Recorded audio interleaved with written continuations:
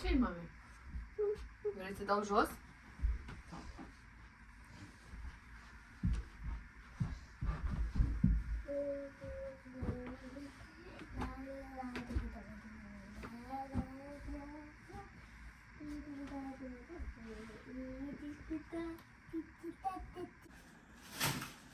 Bravo! Bravo, mami! Bate palma! Bate palma! Pac, bravo!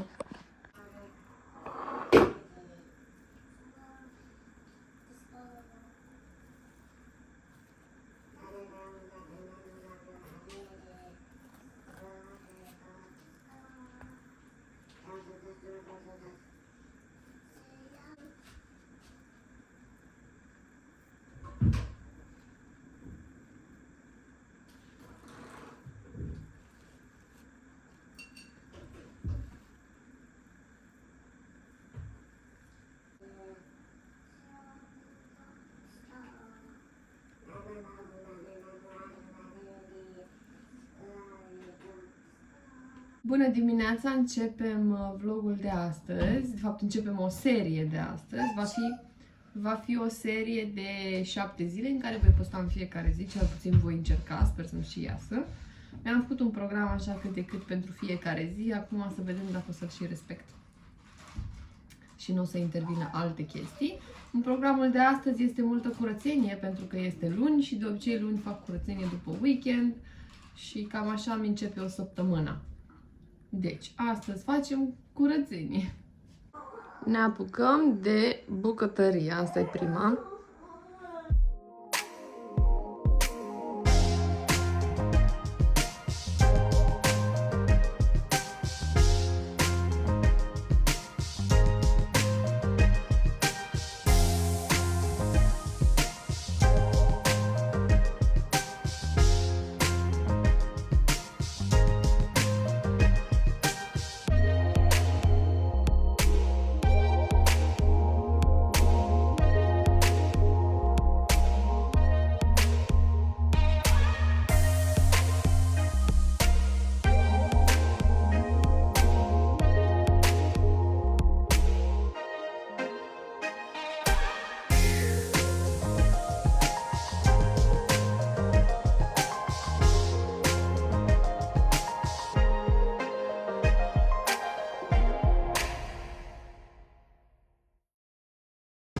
Aș zice că aici am terminat curățenia, că nu aveam mare lucru de făcut, doar am aspirat, am șters masa, i-au rămas lui Ovidiu aici bananele pe masă și apa și porumbelul. Foarte frumos afară. Mă apuc să spăl pe jos aici și trecem mai departe.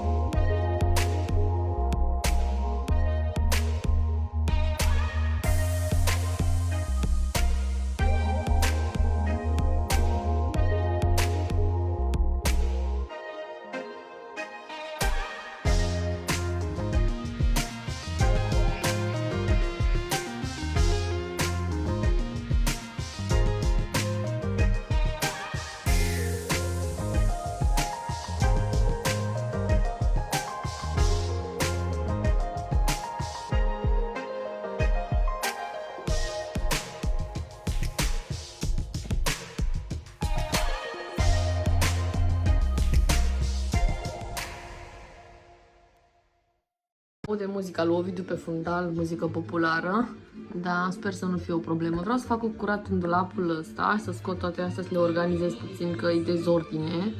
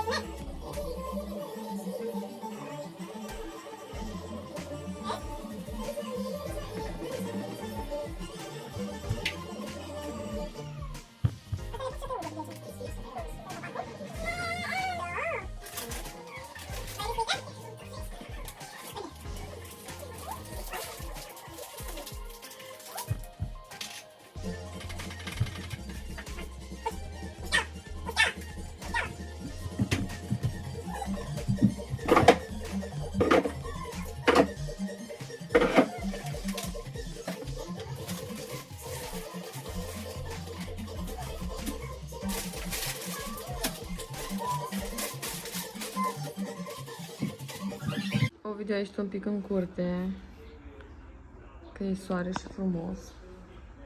Iar eu îmi termin cafeaua. Mai multă. Cu asta lucrăm în living. Dezastru peste tot.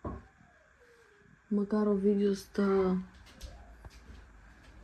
în grădină. Iar eu îl văd de aici, de pe geam, de la bucătărie. Perfect. Pot să mă apuc de treabă.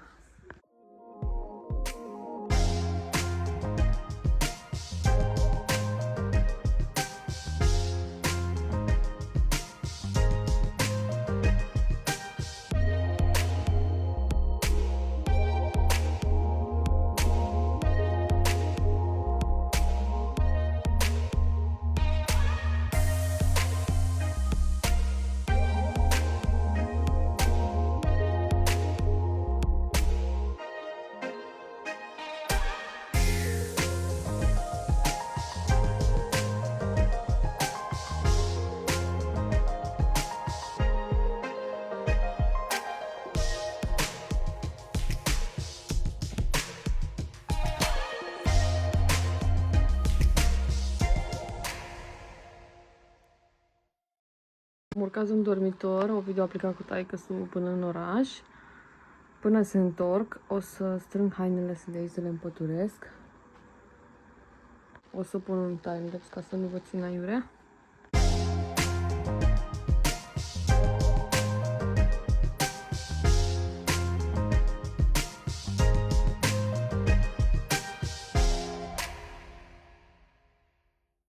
Până se întoarce copilul acasă îmi fac și unghiile, cât de cât așa, nu vă gândiți că fac cine știe ce. Am oja asta de la Essence și acest top coat. Atâta dură curățenia. Hai să frământ pentru pâine. Am pus făină, sare, am pus-o mai departe de drojdie, un pliculeț de drojdie, o linguriță de zahăr, o să pun apă călduță și ulei. Mâine o să o coc la cuptor, o să o las la frigider până mâine dimineață. Și cam atât. Asta e tot ce fac eu.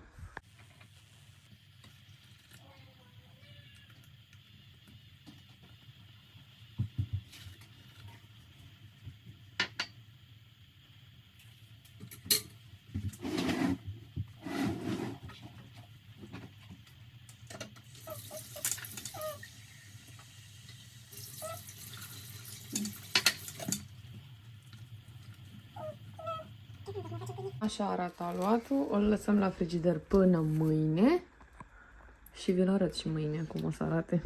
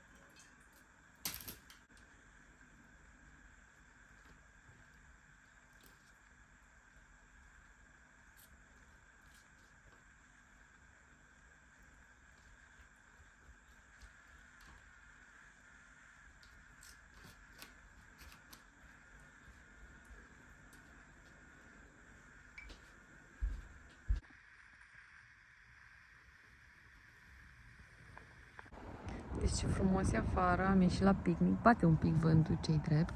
Mi-am făcut o cafea, mi-am făcut un sandwich, n-am mâncat nimic astăzi decât clătite. Lui Ovidiu am luat șnițel și cartofi la cuptor și am ieșit în curte.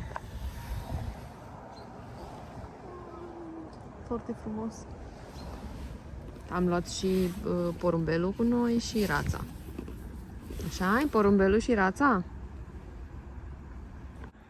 Am adunat și niște floricele de afară, din curte, foarte frumoase. Îmi pus aici pe masă.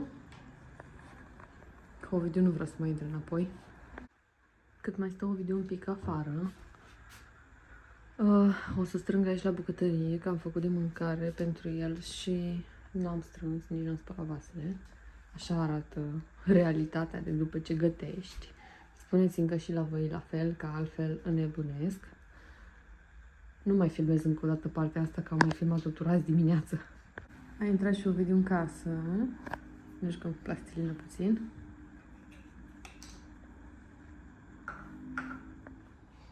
M-am pus un pic aici pe scaun cu Ovidiu să stau să mă joc puțin cu plastilină. Doar că m-am luat un lene și nu mai închid de nimic. Mai am chestii de făcut. Spuneți-mi dacă și la voi așa, după o anumită oră din zi, la mine e după 4. Deci după 4, după amiaza, eu nu mai am chef efectiv de nimic. Îmi vine să mă arunc în pat să mă culc. Nu știu ce mă fac astăzi, Ovidiu a dormit și la prânz, de obicei nu prea mai doarme. Și dacă a dormit la prânz, știți ce înseamnă asta? Înseamnă că diseară se culcă mai târziu. Dar da, vedem noi diseară cum o fi. La ce oră ne culcăm.